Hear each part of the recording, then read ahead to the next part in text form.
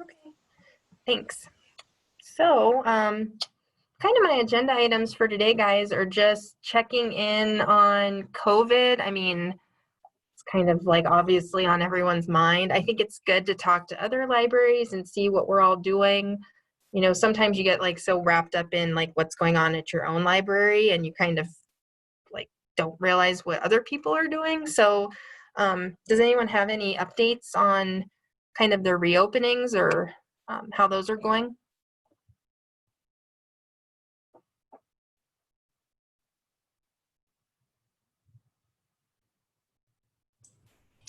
Ours is still going fine. We're at 25% capacity. And we've only hit capacity, I don't know, 5 times maybe. So it's been pretty slow. We're in Texas. We are having trouble with people and not wanting to wear masks. So that's been, it's not a huge issue, but it's still something we have to deal with and remind people about. Still quarantining materials. Everything's going okay. Today's the first day of school, so we'll see what happens about that. Right. Are you guys at the library doing anything in terms of like supporting schools with the online learning? We've got tumble books. We still have digital cards if people still want to get digital cards, and that was a request from the school district to make sure that we still kept that.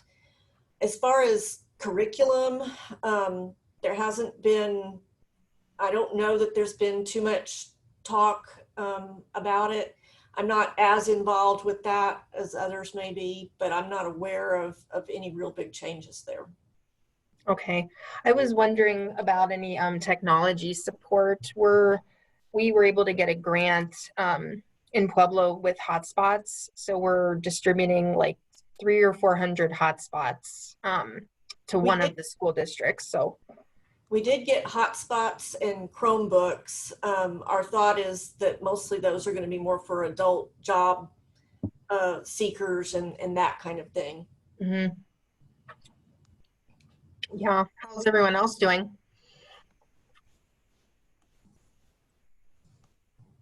We're in a consortium, so like lots of different things going on at lots of different libraries. I have some that are still closed. All my libraries are using Courier now, but some of them still aren't open to the public. Most of the ones that aren't open to the public are at least doing curbside, but I do have a few that are not. And then I have some that are open regular hours and some that are open limited hours. So it's kind of all over the place for us. Yeah, we're talking about going to 4.1 right after Labor Day. So we would plan on opening up meeting rooms at that point. Seems a little fast, but I'm not in charge. Yeah, I think like the Southeast Kansas Library System shares a building with the Iola Public Library, and I think the Iola Public Library still has all that stuff closed. I think they're using the meeting room mostly for quarantining books, so can't get in there anyways. So I don't know what the plan is moving forward, but I know that our director's plan had specifically stated it was contingent on statewide cases going down instead of up. So I think we're still kind of just in a holding pattern at this point. Right.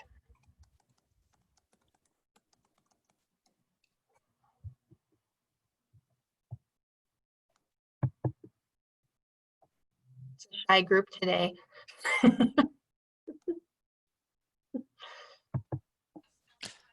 I'm in a consortium like Jason, so it's kind of all over the place for us as well.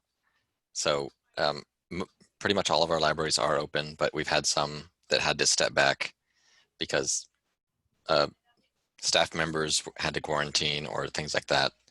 And there's not everyone is using Courier at this point because there's still some that are very, very worried about that. But overall, most of the libraries are open in some capacity, and yeah, so at least there's that. Right.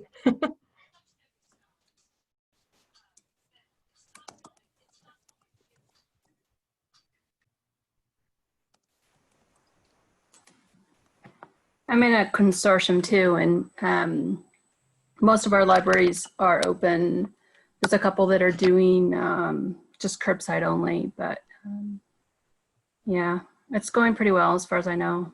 So they're quarantining materials when they return. Yeah. I'm sorry, there's a jackhammer apparently above me. I don't know if you guys can hear that or not. Not sure what's going on. I know our numbers are really, really down. I mean, obviously down from when we were open, but we're not seeing as much traffic as I guess we thought we were going to. I don't know if you guys are experiencing that. I think we have like a vocal minority of people that are like wanting to come to the library and come back. But it was just not the numbers that we're used to or that we even thought we would have in this phase.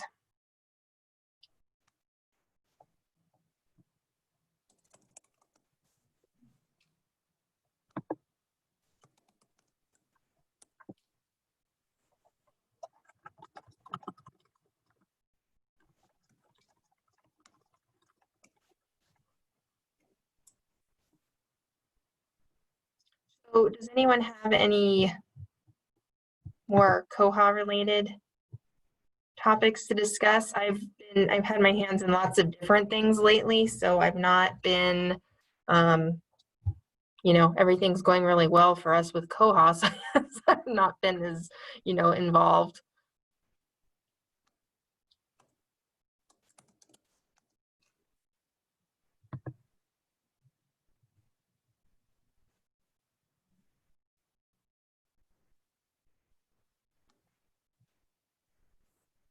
I'm trying to rack my brains on like user service related things that I've been doing with Koha, and it's kind of the same for me.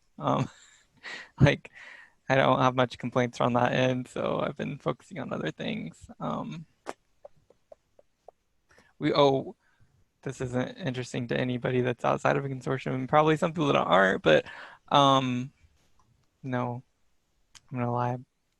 That's not what I was thinking of.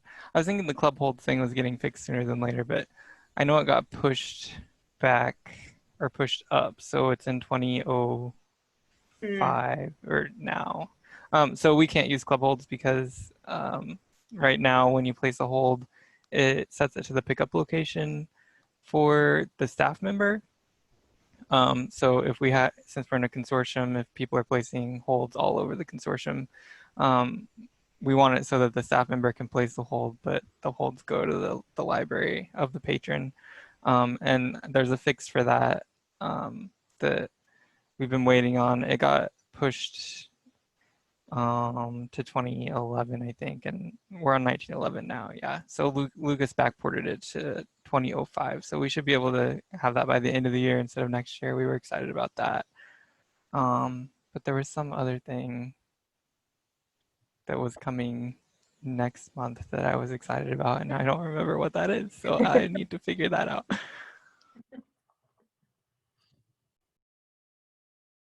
I remember. It had to do with the cart to shelf functionality for quarantining items. So we're using that to give like a 4-day quarantine now, I think.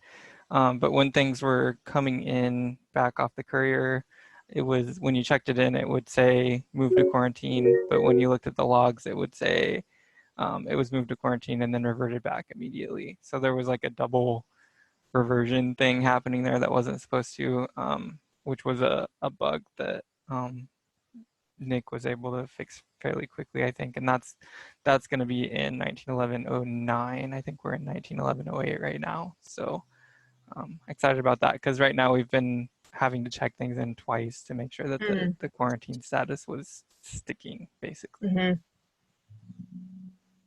Yeah, that's sounds like when my whole curbside location debacle I was telling you guys about in the last one, and basically staff had to toggle back and forth and like check things in multiple times just for that right location to show up. And since then, now that we've been more fully reopened, we have eliminated all of those curbside locations. So we're just back. And if anything like this happens again, I know we're never adding those again. Ugh.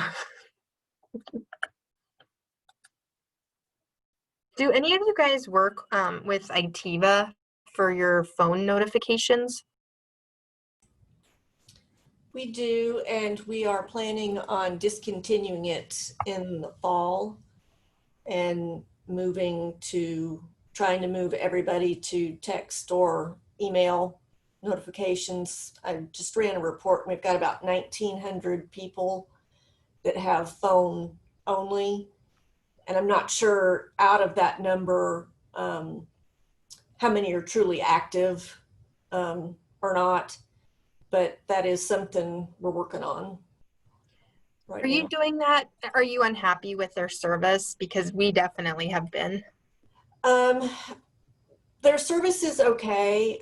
Mostly we're doing it for a budget savings and redirecting that money elsewhere.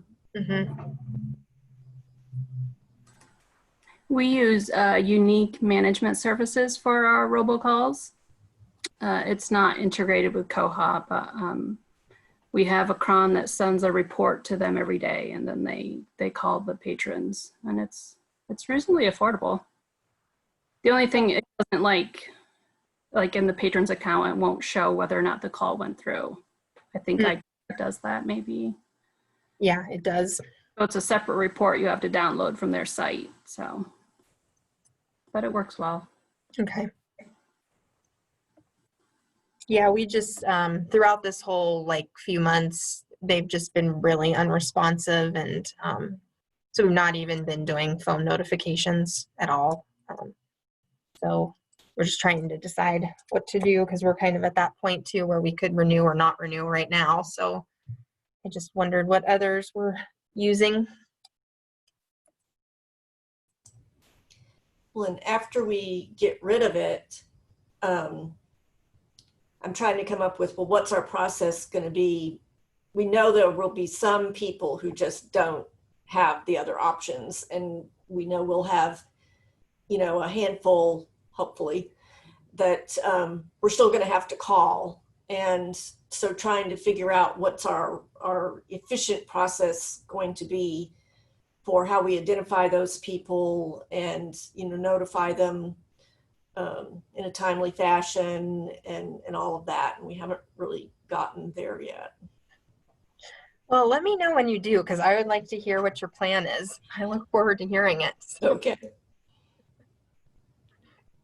Yeah, I'm not sure how many people we have only on phone. I know it's a lot, but I feel like, at some point you do kind of have to make that move. So this is probably a good time to do it.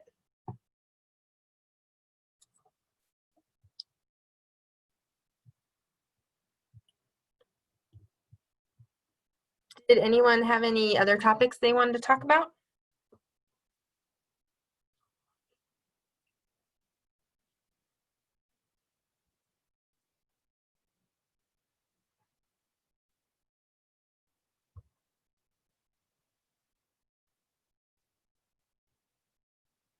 No? Well, the one other thing I did want to talk about, and how it kind of worked in Koha, but have any of you guys gone fine free recently? We want to, Mm-hmm. and we're trying to get that signed off on the fee schedule in September. So that's our other big thing that we're kind of looking at. It's not done yet, but what are you looking at? We're definitely looking at going fine free starting in 2021, and my directors basically said that's fine. I just need to pull all the information together, like how much we're actually collecting in overdue fees right now versus what we used to collect, because now it's so much less. So I just need to pull the data together, but I do know that we're going to be going fine free. And I guess I just wondered if anyone had experience with that, like with Koha, like what it looked like. I just am thinking about accounts and just all of the logistics of it, I guess.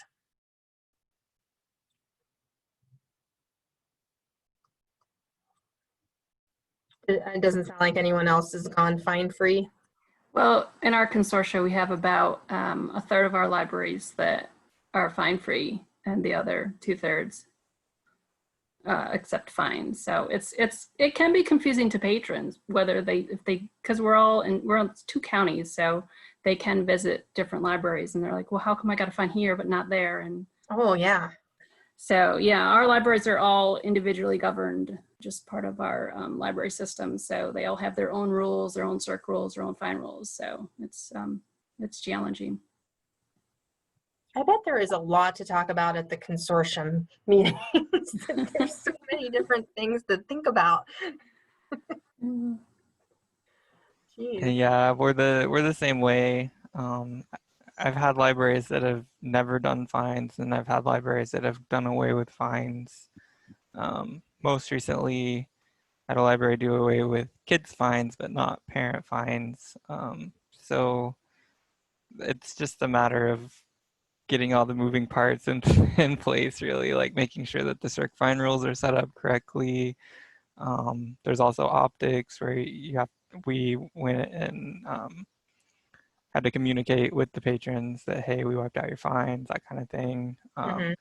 Also identifying the fines, again, the consortium thing. We had to identify the fines that were owed to that library, but not the fines that were owed to other libraries on Oh those my same gosh. accounts. So there's lots of little details there that you probably want to worry about. But yeah. Tell me about them, because that makes me feel like this won't be as big of a job as I think it's going to be. And Bywater did do like the bulk of the work, of course. I wrote the reports and I isolated the fines that we needed wiped out, and then just had them zero those out on I think they actually wrote them off, and they put a little note on each fine line saying write off for whatever ticket it was. So we have some historical tracking there. But as far as the Koha component, yeah, it's just a matter of getting your circ fine rules set how you want. At the point at which is appropriate in your process, I guess. But did you leave all the lost fees on there? Yes, we just wiped out fine Overdues. Yeah, everything's different now. I had to write a new report because they changed all the the fine codes. But basically, yeah, the overdue charges were wiped out. The lost charges stayed. Okay. And that's what we're planning, is just to do the overdues and leave all of the, actual materials related fines. And we're planning on wiping out everything on the books, so it's just all gone. And then I think last week my director started saying, well, we want to go fine free, but should we still have a fine for like the Chromebooks and the hotspots? Right. Or should we still have a fine for library of things? So I'm not sure if it's gonna, now be all across the board, or some categories are still gonna have something associated with it. Yeah, we were talking about, I can't remember how many days right now an item is out that it's considered lost. Thinking about upping that number so it comes a little sooner as kind of a way to, so yeah, people aren't checking out Chromebooks and not bringing them back for months and months, and just having that shorter, period before it goes into lost status. And that's what she brought up too. So I think we'll be looking at that, is because I think some incentive that, to bring it back. And so they get notified that, hey, you've now had it the maximum amount, and if you don't bring it back, you'll have to pay for it. Right. And then they go, ah. Yeah, then they magically find that hotspot. Yes. Well, I was going to ask if anyone had gone fine-free before all this started, if it has impacted your circulation and you've seen an increase. That's really the big, obviously everybody's kind of doing it right now. I think everyone's moving towards it, but we've seen, a big decrease in our circs over the past 2 years, as I'm sure a lot of other public libraries have. So I just wondered if it helped bring up circs again and get, those patrons back in the doors. Yeah, and I think it's really hard to tell at this point because Yeah, everyone's circ's kind of crappy right now. yeah, ours is definitely down to us, as you were saying. I think it's just people being a lot more cautious. So we'll see what kind of impact it has when things stabilize a little more. Well, and one of the problems we're having, which isn't probably a fines problem as much as it is like paying for prints and that kind of thing, but everybody wants to give us $20 bills because nobody can get change anywhere. So we're having to run to the bank, multiple times a day to try and get change because we just can't, they want to pay for 40 cents and they don't have a card and, all these different things. So we're now not breaking 20s because we just can't do it anymore. And we learned that our city, we used to have a transaction charge on debit and credit cards. So they really discouraged, running something under $5 or $1 or all that. But apparently there isn't that fee anymore. So we could run 60 cents for a print job on a credit card if we want to. So that helps. But yeah, that's been really odd, the money situation. Yeah, it makes you just want to give it to them for free. It's easier for 40 cents. I think we are doing some up to 10 prints for free, I want to say. People can come in or they can schedule like a curbside pickup for their prints, and they're just emailing a set email address that we have, and we're just checking that daily, and so they're getting them for free. So.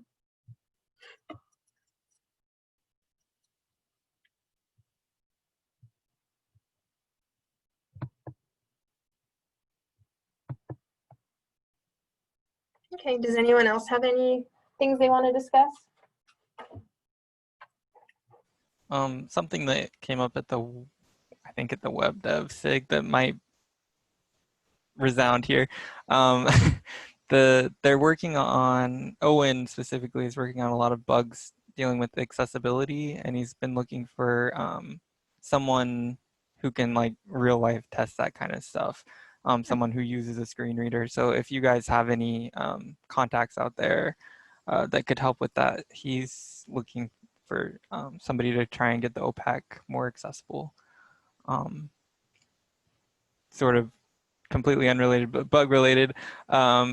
The conference committee is talking about this idea of a Bugapalooza. I don't know if Lizette's emailed you yet, Jill, but during the conference, we're thinking the third day will just be dedicated to bugs. So, and then we're gonna like have time slots for each of the different SIGs.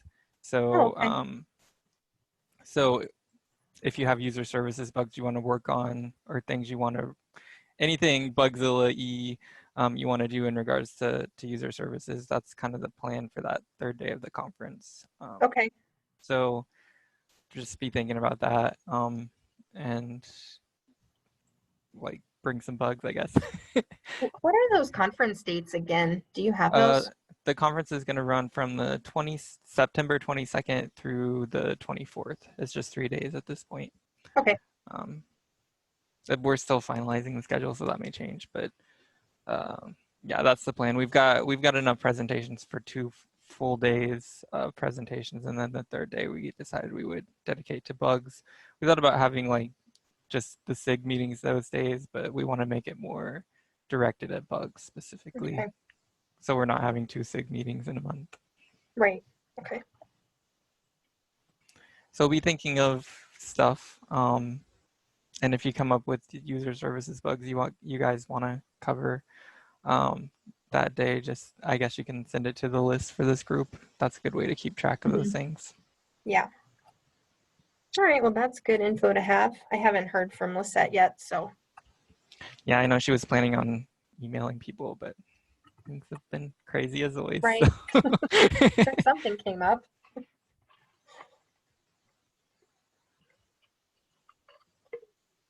Yeah, and like I said, we did have someone email me before who wanted to talk about her library is currently using Boopsy, and she didn't really give me much more detail than that, and just was wondering what other vendors are out there that do what Boopsy does.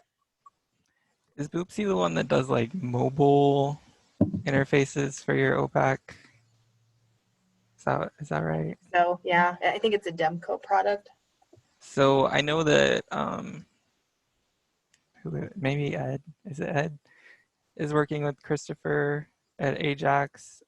Christopher Ajax is working on developing a sort of mobile interface for Koha, or an app for Koha, I think, that anyone will be able to use once they launch it. And Ed's been working on that with him, but I don't know where they're at this point. And I think Cindy, who wasn't able to talk with us, may have been part. I think she's at Ajax as well, so she probably could have told us more about that. But yeah, I know that's in the works. As far as other things like that, I'm not sure. I'm not sure what all Boopsy does. I was trying to Google it and see. Does anybody else have experience with it? Not with Boopsy, but years ago we used Library Anywhere, and it's a library thing associated with library thing. But we got rid of it when we came to Koha. So I don't know anything about it currently. Does anybody work with Communico? No? Okay, we're looking at them for our mobile app solution, and they were like, we haven't worked with many Koha libraries. Like, of course you haven't. So I'm trying to find some, because that always makes me nervous. We haven't worked with a Koha library. So yeah.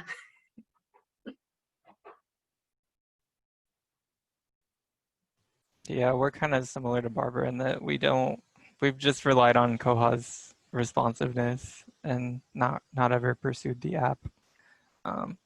That's not true. I do remember we were looking at Boopsy at one point, but we decided that Koha's mobile interface was good enough for us at this point.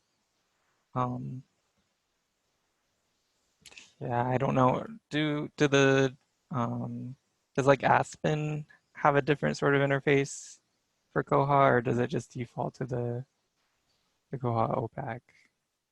No, it has a different interface. Yeah, we really love Discover. I love it. Yeah, I want it. It's just out of our budget range at the moment, so.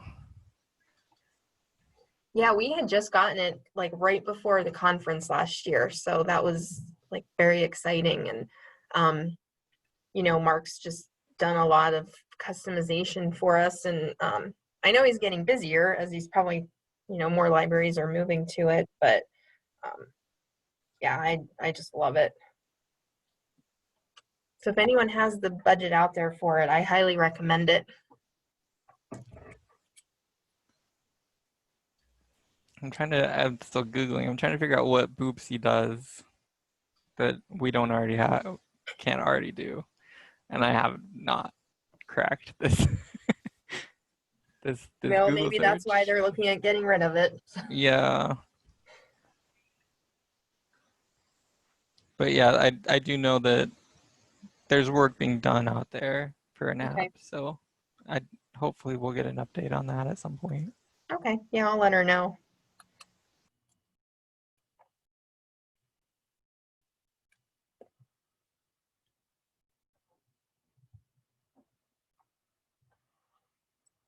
All right, well, if you guys don't have any other topics, I don't really have any. So I guess it's kind of last call for anybody.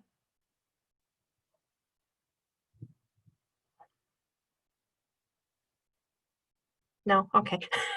Well, I'll just let everybody get back to work. Sure. I'll try and like sort my brain out before next month and have No, something. yeah. Well, next month will be the Bugapalooza, right? Or will we, Yeah. I guess we could still do a regular meeting then. What are we, the third Monday?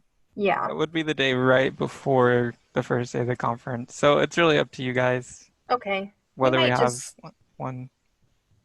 yeah, it probably makes sense to just wait until the 24th. I'll just confirm with Lisette just to make sure and send you guys an update. So, That makes sense to me. all right. Well, it's good talking to you guys. Good to Yep. talk to everyone. Hopefully things get better in the next month. Then we see each other, Fingers crossed. right? All right. I'll talk to you guys later. Thanks, Jill. Okay, bye.